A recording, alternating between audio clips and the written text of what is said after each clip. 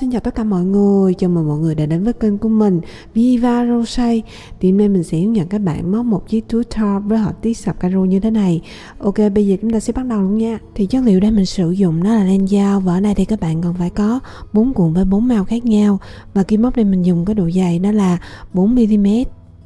Bước đầu đó là các bạn sẽ bước vào và móc phần đáy túi, và để móc trước là các bạn cần phải lấy mũi đầu tiên, sau đó gầy lên tổng cộng là 36 mũi móc xích.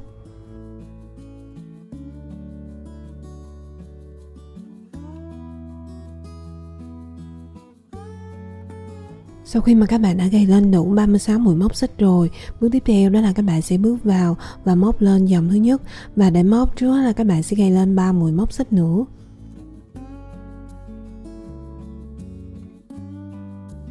Sau đó thì các bạn sẽ tăng mũi cho phần đầu thứ nhất bằng cách là bỏ qua 3 chân mũi móc xích đầu tiên, đâm kim móc vào chân mũi thứ tư này, móc liên tục 3 mũi móc kép cùng một chân.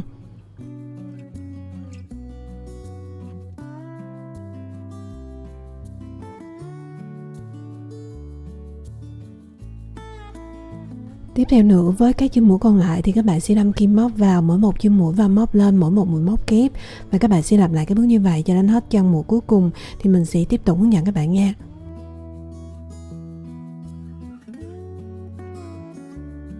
Sau khi mà các bạn đã móc đến hết chân mũi cuối cùng rồi, bước tiếp theo đó là các bạn sẽ tăng mũi cho phần đầu thứ hai bằng cách là các bạn sẽ đâm kim móc vào chân mũi cuối cùng này, móc thêm 6 mũi móc kép cùng một chân nữa.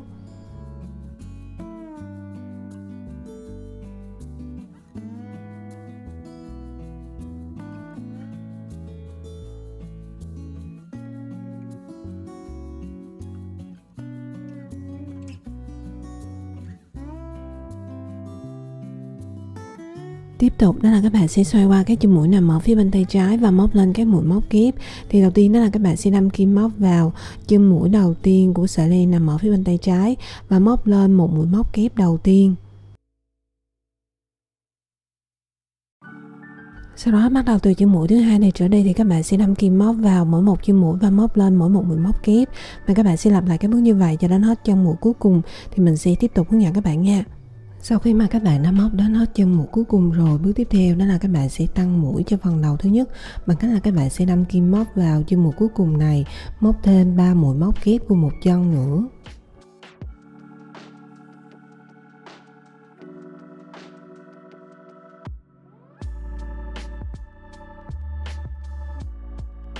Và như vậy là các bạn đã móc xong dòng thứ nhất rồi, và tổng số chân mũi mà các bạn đang có là 84. Và để kết thúc dòng thứ nhất thì các bạn sẽ đâm kim móc vào chân mũi đầu tiên của mũi móc xích thứ ba nằm ở đây, sau đó kéo len qua và móc một mũi dời. Tiếp tục đó là các bạn sẽ móc lên dòng thứ hai.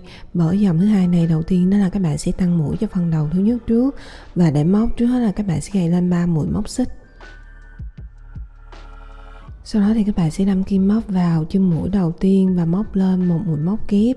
Tiếp tục đó là các bạn sẽ đâm kim móc vào chân mũi thứ hai và chân mũi thứ ba, móc liên tục 2 mũi móc kép cùng một chân.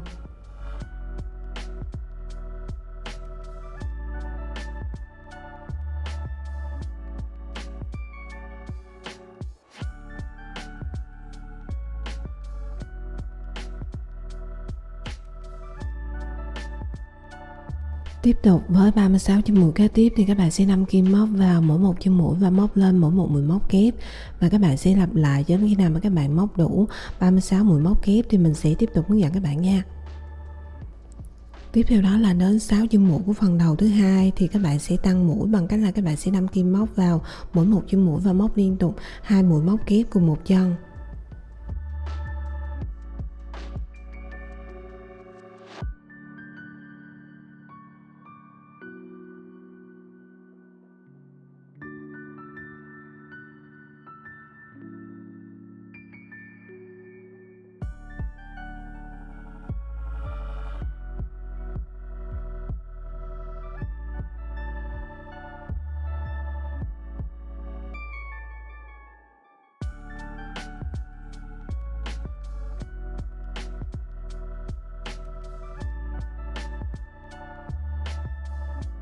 Sau đó đến 36 chân mũi kế tiếp thì các bạn sẽ đâm kim móc vào mỗi một chân mũi và móc lên mỗi một mũi móc kép.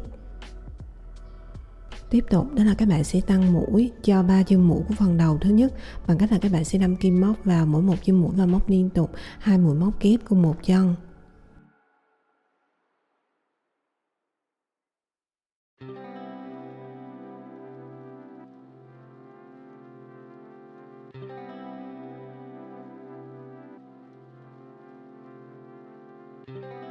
Như vậy là các bạn đã móc xong dòng thứ hai rồi và tổng số chân mũi nhà các bạn đang có là 96.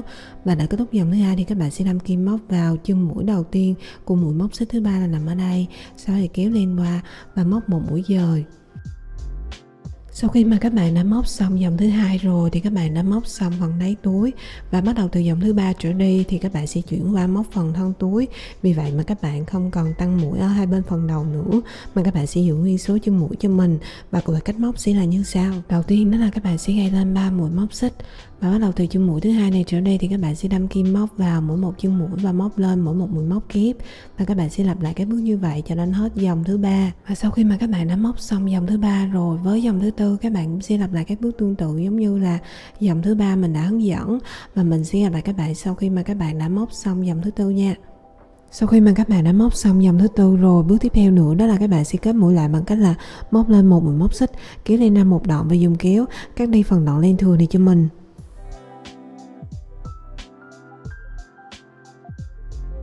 Sau đó bắt đầu từ dòng thứ năm trở đi thì các bạn sẽ chuyển qua móc họa tiết caro, và để móc trước hết là các bạn sẽ đâm kim móc vào chân mũi đầu tiên là nằm ở đây, sau đó dùng len màu đỏ và lấy mũi đầu tiên. Tiếp theo đó là các bạn sẽ kéo mũi đầu tiên mà các bạn vừa mới gầy qua chân mũi đầu tiên này cho mình.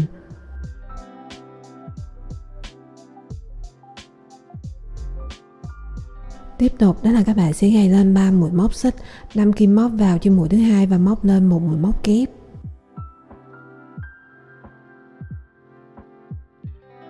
Sau đó đến chân mũi thứ ba thì các bạn sẽ vừa móc lên một mũi móc kép và vừa đổi sang len màu be cho mình. Và cụ thể cách móc sẽ là như sau. Đầu tiên đó là các bạn sẽ quấn len quanh kim một vòng, đâm kim móc vào chân mũi thứ ba này, kéo len qua lần thứ nhất. Sau khi đã có hai đầu len trên cùng kim móc như thế rồi thì các bạn sẽ dùng len màu be và lấy mũi đầu tiên. Tiếp theo đó là các bạn sẽ kéo mũi đầu tiên mà các bạn vừa mới gầy qua hai đầu len này cho mình.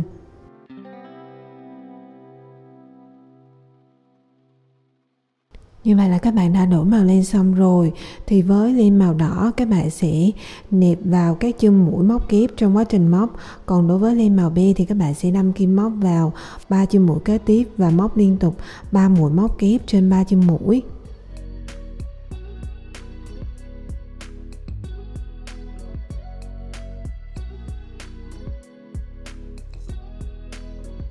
Tiếp tục với mũi móc kép thứ ba thì các bạn sẽ vừa móc lên một mũi móc kép và vừa đổi sang len màu đỏ cho mình. Và cụ thể cách móc sẽ là như sau. Đầu tiên đó là các bạn sẽ quấn len quanh kim một vòng, đâm kim móc vào chân mũi kế tiếp, kéo len qua lần thứ nhất. Sau khi đã có hai đầu len trên cùng kim móc như thế rồi thì các bạn sẽ để len màu be sang một bên và các bạn sẽ thay bằng len màu đỏ và dùng len màu đỏ kéo len qua hai đầu len này cho mình. Và như vậy là các bạn đã đổi màu len xong rồi. Thì đến đây các bạn sẽ bắt đầu lặp lại các bước đổi màu len theo thứ tự từ chân mũi thứ tư cho đến hết chân mũi thứ 6. Và cứ 3 chân mũi thì các bạn sẽ đổi màu len cho mình một lần, và các bạn sẽ lặp lại cho đến hết chân mũi cuối cùng. Thì mình sẽ tiếp tục hướng dẫn các bạn nha.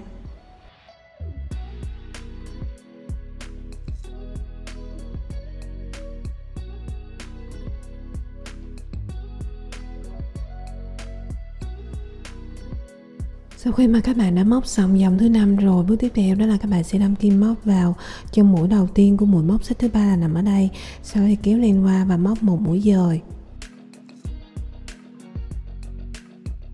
Tiếp tục đó là các bạn sẽ móc lên dòng thứ 6. Ở dòng thứ 6 này các bạn sẽ đổi màu len xen kẽ giữa màu be và màu trắng. Còn đối với màu đỏ thì các bạn sẽ để sang một bên để các bạn sẽ đổi màu len cho dòng tiếp theo. Và cụ thể cách móc dòng thứ 6 sẽ là như sau. Đầu tiên đó là các bạn sẽ dùng len màu be này gài lên 3 mũi móc xích. Sau đó thì các bạn sẽ đâm kim móc vào chân mũi thứ hai này và móc lên một mũi móc kép. Tiếp tục với chân mũi thứ ba thì các bạn sẽ vừa móc lên một mũi móc kép và vừa đổi sang len màu trắng, và cách móc sẽ tương tự giống như là dòng thứ 5 mình đã hướng dẫn.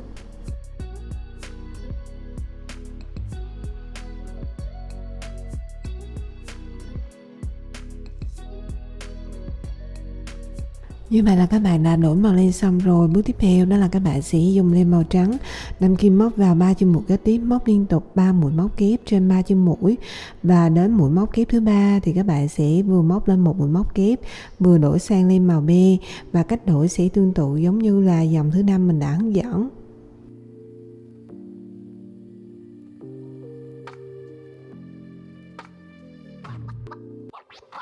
Và đến đây thì các bạn sẽ bắt đầu lặp lại các bước đổi màu len theo thứ tự từ chân mũi thứ tư cho đến hết chân mũi thứ 6. Đó là cứ 3 chân mũi thì các bạn sẽ đổi màu len cho mình một lần, và các bạn sẽ lặp lại cho đến khi nào mà còn lại một chân mũi cuối cùng thì mình sẽ tiếp tục hướng dẫn các bạn nha. Sau khi mà các bạn đã móc dòng thứ 6 và còn lại một chân mũi cuối cùng như này rồi thì bước tiếp theo đó là các bạn sẽ vừa móc lên một mũi móc kép và vừa đổi sang len màu đỏ, và cách đổi màu len sẽ tương tự giống như là dòng thứ 5 mình đã hướng dẫn.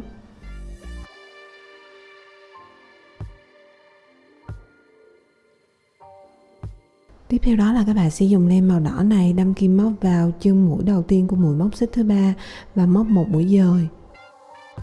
Tiếp tục đó là các bạn sẽ móc lên dòng thứ 7, và đối với len màu trắng thì các bạn sẽ để sang một bên để các bạn đổi màu len cho dòng tiếp theo. Và ở dòng thứ 7 này thì các bạn sẽ đổi màu len xen kẽ giữa màu đỏ và màu be. Và bắt đầu từ dòng thứ 7 này trở đi thì các bạn sẽ lặp lại các bước đổi màu len theo thứ tự của dòng thứ 5 và dòng thứ 6 như mình đã hướng dẫn. Thì đối với dòng lẻ các bạn sẽ đổi màu len tương tự giống như là dòng thứ 5, còn đối với dòng chẵn thì các bạn sẽ đổi màu len tương tự giống như là dòng thứ 6, và các bạn sẽ lặp lại các bước như vậy cho đến hết dòng thứ 16 thì mình sẽ tiếp tục hướng dẫn các bạn nha.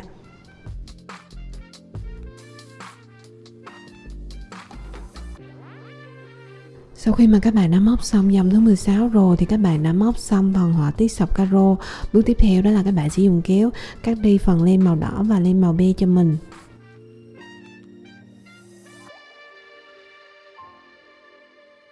Bước tiếp theo nữa đó là các bạn sẽ dùng len màu trắng và móc lên dòng thứ 17, và cách móc dòng thứ 17 này sẽ tương tự giống như là dòng thứ 3 mình đã hướng dẫn, và các bạn sẽ lặp lại cho đến hết chân mũi cuối cùng thì mình sẽ tiếp tục hướng dẫn các bạn nha.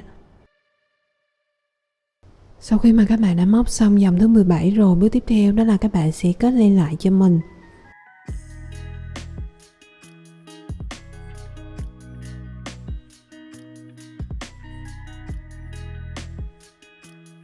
Bước tiếp theo nữa đó là các bạn sẽ đổi sang len màu xanh lá, và cách đổi màu len sẽ tương tự giống như là dòng thứ 5 mình đã hướng dẫn.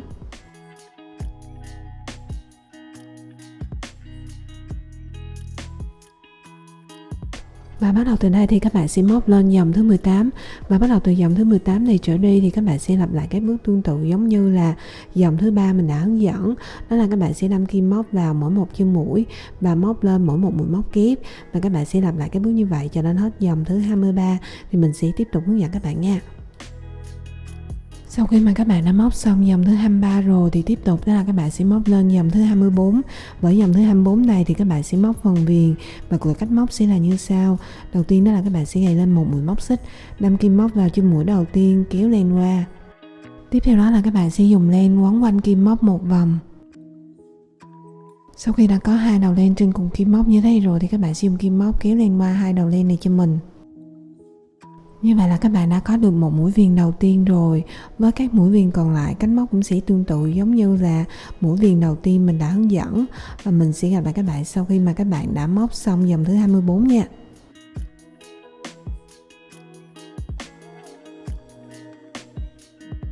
Sau khi mà các bạn đã móc đến hết chân mũi cuối cùng rồi, bước tiếp theo đó là các bạn sẽ đâm kim móc vào chân mũi đầu tiên, móc một mũi dời, sau đó các bạn sẽ kết len lại cho mình.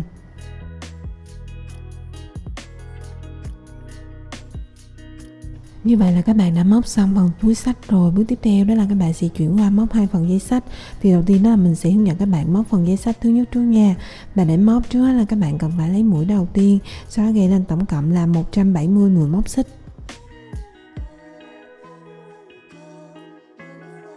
Sau khi mà các bạn đã gài lên đủ 170 mũi móc xích rồi, bước tiếp theo đó là các bạn sẽ gài lên một mũi móc xích nữa.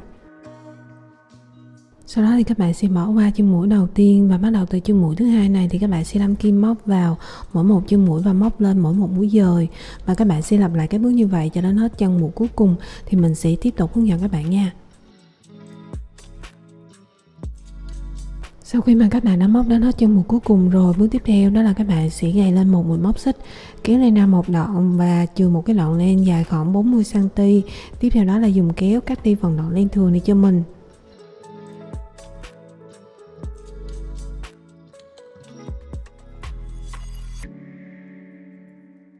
Như vậy là các bạn đã móc xong phần dây xách thứ nhất rồi. Với phần dây xách thứ hai, cách móc cũng sẽ tương tự giống như là phần dây xách thứ nhất mình đã hướng dẫn.